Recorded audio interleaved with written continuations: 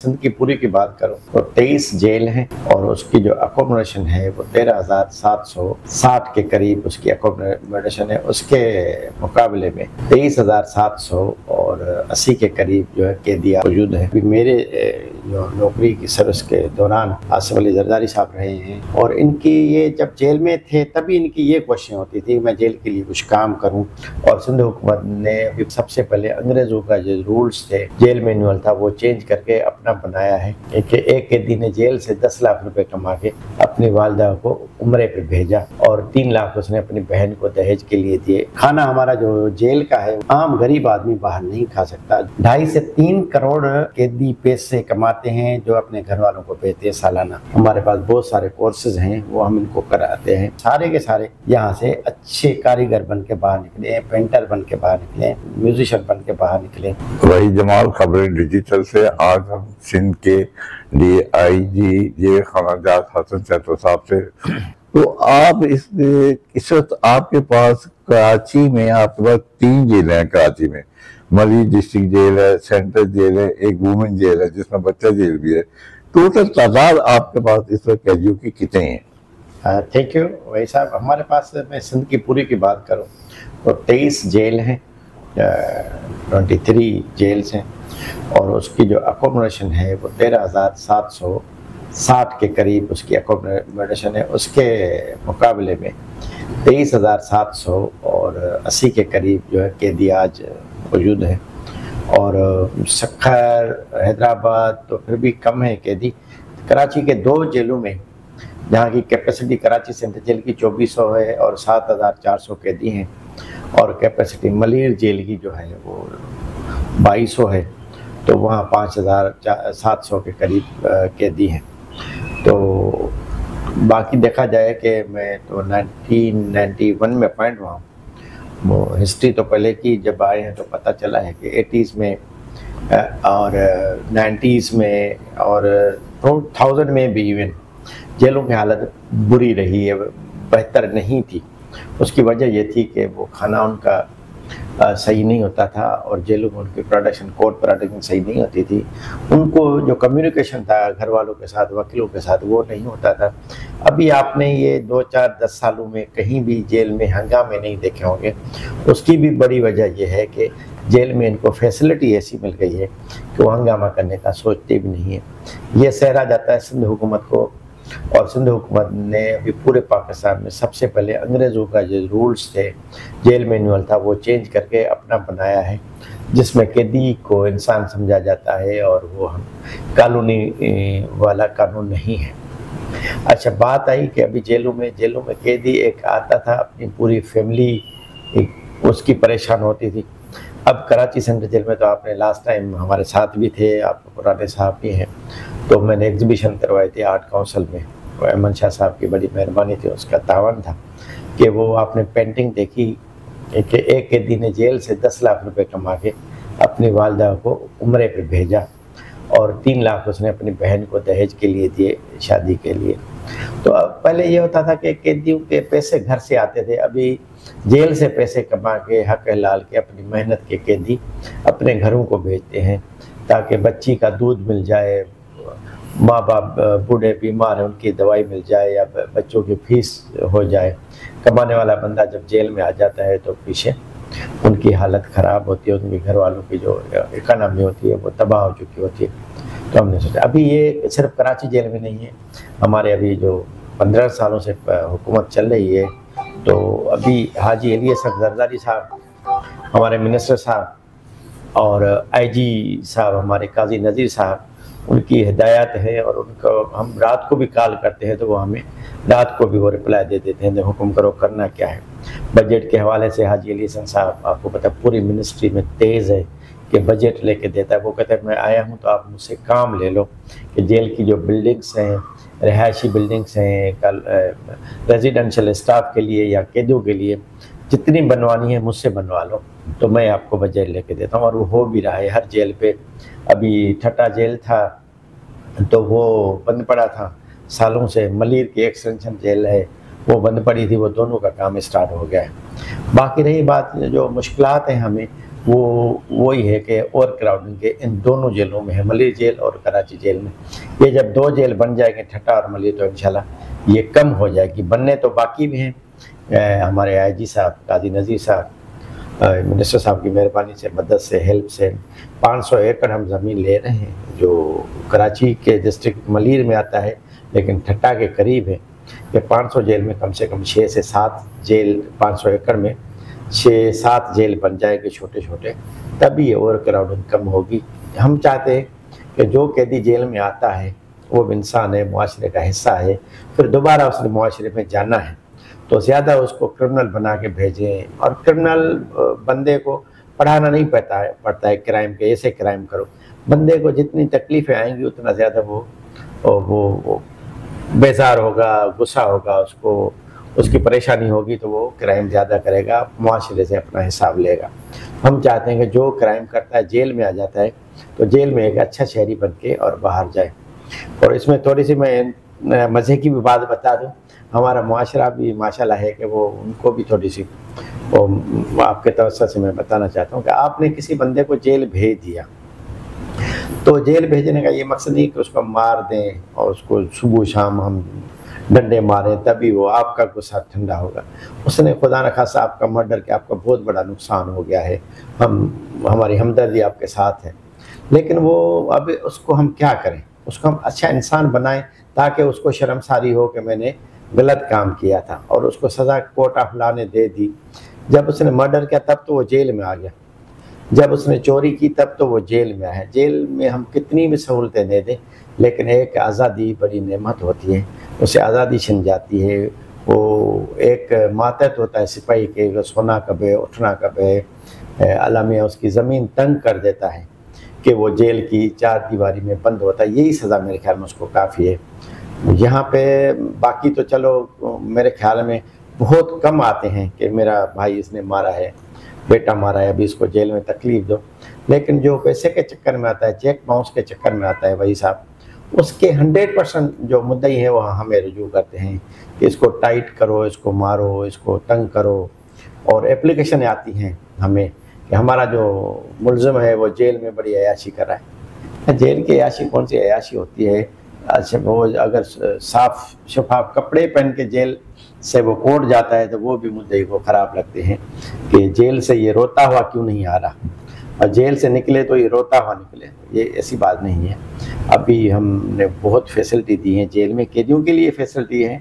और ये हम आप वाली विज़िट करें, हमारा पहले भी आपने देखा है कि जेल जो है अभी मिनी यूनिवर्सिटी का दर्जा रखती है। हमारे पास बहुत सारे कोर्सेज हैं, वो हम इनको कराते हैं। इंग्लिश हम इनको पढ़ाते हैं, चाइनीज़ लैंग्वेज हम इनको पढ़ाते हैं, और अपना अरेबिक इनको हम पढ़ा रहे हैं कि बंदा सऊदीया जाए, कमाने जाए, मजदूरी करने जाए, दुबई जाए तो उसको बेसिक अरेबिक आनी चाहिए ताकि उसको मुश्किलात ना हो। इंग्लिश तो पहले से ही पढ़ाते थे, कंप्यूटर पढ़ा रहे हैं। अच्छा, फाइन आर्ट्स का बहुत बड़ा, ऐसे समझो स्कूल नहीं है, वो कॉलेज बन चुका है। फाइन आर्ट्स में इतने कैदी काम करें। अभी भी इंशाल्लाह मेरी कोशिश है, मिनिस्टर साहब के, आईजी साहब, काजी नज़ीर साहब के डायरेक्शंस हैं कि वो हम एग्ज़िबिशन कराने जा रहे हैं ताकि दुनिया को भी पता चले। पहले भी मैंने करवाया था, अभी भी दुनिया को पता चले कि जेलों में हम कैदियों को इंसान समझ रहे हैं और इंसान बनाने की हम कोशिश। शहदो साहब, अभी हाल ही में आपने तकरीबन चंद माह हुए हैं एक एग्जीबिशन कराई है आर्ट्स के हवाले से, आर्ट्स काउंसिल में। अच्छा, वो खैर मैंने भी विजिट किया और भी बहुत सारे लोगों ने विजिट किया, उन्होंने बड़ी अप्रिशिएट किया।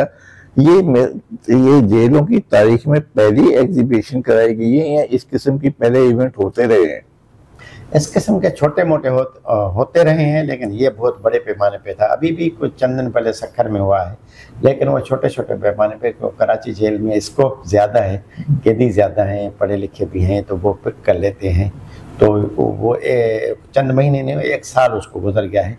अब इंशाल्लाह फिर मैं अभी 1-2 दिन में जाऊँगा, अहमद शाह साहब को रिक्वेस्ट करूँगा। वो है पहले से मेहरबान है हमारे ऊपर और तावन करने वाली शख्सियत है। वो इंशाल्लाह हमें अपने वहाँ स्पेस दे देगा कि 3 दिन का वहाँ एग्जीबिशन करवाएंगे। फिर कैदियों की जो बनाई हुई चीज़ें हैं इंशाल्लाह दुनिया को दिखाएंगे। आपकी सर्विस कितनी हो गई है? वैसा मेरी 35 ईयर सर्विस हो गई है। सत्य। और वो सारी की सारी जेल की, सब जेलों में। अच्छा, मैं इसलिए ये सवाल किया कितनी सर्विस हो गई है कि आपने इस दौरान बड़े नशीब अफराद देखे हैं। सिंध गवर्नमेंट तवील अरसे से सिंध में बाख्तियार है और इन्होंने इस्लाही जेलों के हवाले से काफी इकदाम भी किए जो मंजर आम पर भी आए। तो आप इस वक्त, अच्छा सैतो साहब, आपने 35 साल में बड़े नशीब अफराद देखे। कराची सेंट्रल जेल में आप मलीज में भी रहे और सिंध में भी रहे। आप ये बताएं कि कराची सेंट्रल जेल में कौन कौन सी अहम शख्सियात रही हैं आपसे पहले? वैसे तो तारीखी जेल है ये, सेंट्रल जेल तारीखी जेल है, जहाँ पाकिस्तान से पहले बड़ी बड़ी मारूफ शख्सियात यहाँ पर पाबंद सलासत रही हैं। आपके इस दौर में जब आप 35 साल की सर्विस है, तो आपके दौर कौन कौन से जो ना, इस वक्त हमारी इतलात तो ये भी है जो बिल्कुल सही है कि एक अहम पाकिस्तान की अहम शख्सियत भी यहाँ पर तबीर रही है जो अभी भी सदर पाकिस्तान है और आप उसके में करीबी रहे हैं, आपने उनके साथ देखा है। क्या ये उसकी वजह तो नहीं है कि उनकी खसूसी दिलचस्पी हुकूमत सिंध की कि वो इस प्रोसेस से गुजरे हो, तो वो तकलीफ का एहसास करके ये तमाम सहूलतें प्रोवाइड कर रहे हो? जी जी बिल्कुल, 100% आपने सही फरमाया। क्योंकि यहाँ पे जब बात आती है मेरी 35 साल में, तो बहुत सारी शख्सियात रही हैं, या इससे पहले मौलाना मोहम्मद अली जौहर से लेकर यहाँ रहे हैं, बड़े बड़े सियासतदान रहे हैं। लेकिन अभी मेरे जो नौकरी की सर्विस के दौरान आसिफ अली जरदारी साहब रहे हैं, और इनकी ये जब जेल में थे तभी इनकी ये कोशिश होती थी मैं जेल के लिए कुछ काम करूं।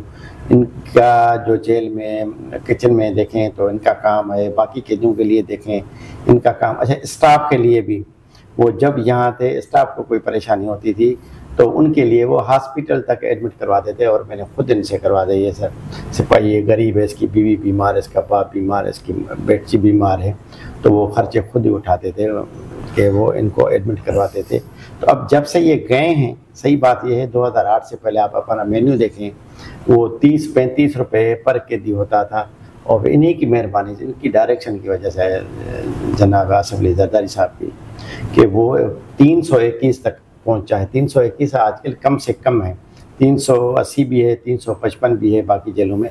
कराची के जेल का जो पर डे कैदियों का खाने पे है 320 रुपये, कहाँ 35 रुपये 34 रुपये थे, और 321 रुपये खाना हमारा जो जेल का है। वो आप कभी भी आएँ, किसी भी टाइम आके चेक करें, आम गरीब आदमी बाहर नहीं खा सकता जो जेल में इनको खाना मिला है।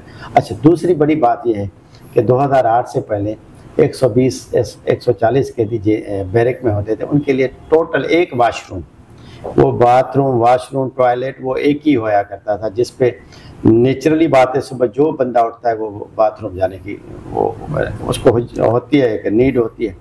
तो अब एक एक बैरिक में वो टाइल लगे हुए हैं, मार्बल लगे हुए हैं, 10-10, 15-15 वाशरूम बने हुए हैं, वज़ू खाने अलग से बने हुए हैं, और टॉयलेट अलग से बने हुए हैं। तो ये सारी की सारी डायरेक्शन और ख्वाहिश और काम हुक्म जो है वो जनाब आसिफ अली जरदारी साहब। अच्छा, इतनी सहूलियत के बावजूद आपके पास, क्योंकि आप जेल के दायरे, जेल के अहाते के अंदर ही आप की रिहाइश भी, आपका दफ्तर भी गवर्नमेंट ने बना के दिया, ये अच्छा था कि जो भी कैदी है उनकी रसाई आप तक हो सके। अगर कहीं और दफातर होते हैं रसाई करने के लिए बड़े मसाइल पैदा होते हैं। तो आप हमें ये बताएंगे कि अगर किसी तक कैदी को कोई शिकायत होती है तो आप तक क्या परसेंटेज है, कितने लोग आ जाते होंगे शिकायत करने, और आप उसका अदाला कैसे करते हैं? Thank you. मैंने पहले ही अर्ज़ की कि ये जो जेल है ओवर क्राउडेड जेल है, और जेल में क्रिमिनल बंद होते हैं। चलो बेगुनाह या मासूम या फर्स्ट टाइम आने वाले उसका फैसला अदालतें करेंगे, वो अदालतें करेंगे, और कुछ रेशो होता है, लेकिन ज़्यादातर जो है वो क्रिमिनल आते हैं, और वो पाबंद सलासल होते हैं। एक बैरिक में, एक सेल में 24-24 घंटे वो गुजर जाते हैं। उनकी लड़ाई झगड़ा ये छोटे मोटे तो मामूल की बात होती है कि वो आपस में एक दूसरे को देखने पे भी कि आपने 2 मिनट से आप मुझे क्यों देख रहे हो, मुझे क्यों घूर रहे हो, छोटी छोटी बातों पे।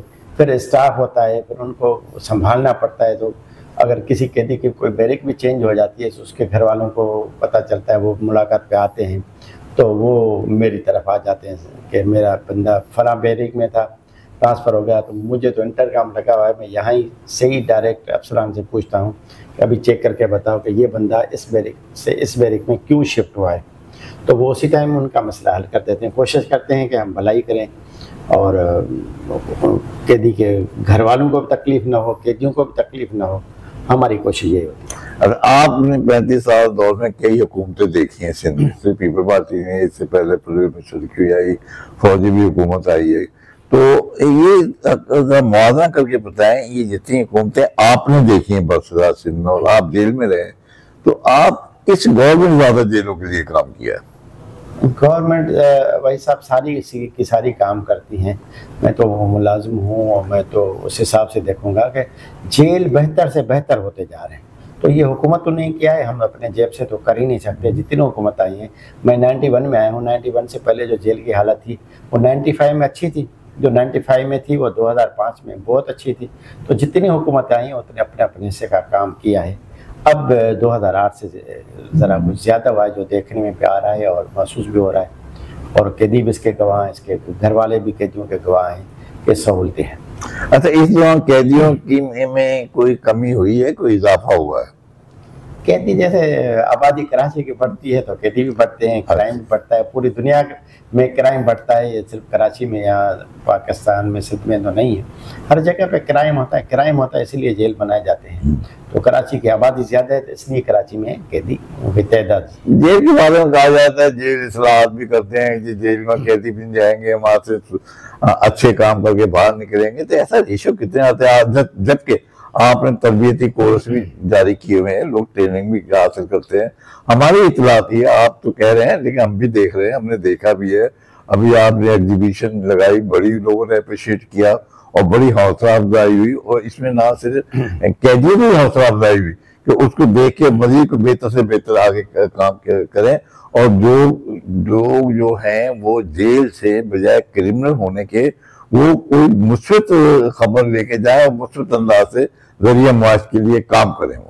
भाई साहब आप सही कह रहे हैं, लेकिन मैं अभी तक मुतब नहीं हूँ। वो वर्क राइडिंग की वजह से जितने कैदी हैं, मैं कहता हूँ 7000 कैदी हैं, 7000 ही क्लासेस में आए हैं, वो पढ़ें, वो मोती के काम की। आपको मैं मज़े की बात बताऊँ, आपको शायद पहले पता हो या ना हो, 2.5 से 3 करोड़ कैदी पैसे कमाते हैं जो अपने घर वालों को भेजते हैं सालाना। 2.5 से 3, मैं कहता हूँ ये 15 से 20 करोड़ होने चाहिए, लेकिन वो क्लासेस हमारे पास नहीं है, गुंजाइश नहीं है। अब ये नए जेल जैसे बनेंगे इंशाल्लाह, मैं चाहता हूँ सारे के सारे यहाँ से अच्छे कारीगर बन के बाहर निकले, पेंटर बन के बाहर निकले। हमारे पास म्यूज़िक का इतना अच्छा क्लास है, म्यूजिशियन बन के बाहर निकले। अभी भी कल कोई लड़का मेरे पास आया था यहाँ आर्ट काउंसिल का ग्रेजुएट, वो मेरे पास आया था, सर मैं कोई अंदर काम करना चाहता हूँ कि ड्रामा पेश करूँ, ज़िंदगी कैदियों की ज़िंदगी पे एक ड्रामा बनाऊँ जो कैदी खुद उसमें वो पार्टिसिपेट कर। मैंने बोला अच्छी बात है, हम आपको प्लेटफॉर्म दे रहे हैं जिसमें कोई कैदी के लिए भलाई हो, तो हम तो ये चाहते हैं, लेकिन अभी भी काम हमने करना है। बहुत शुक्रिया सर, बड़ी मेहरबानी। ठीक है, हो गया।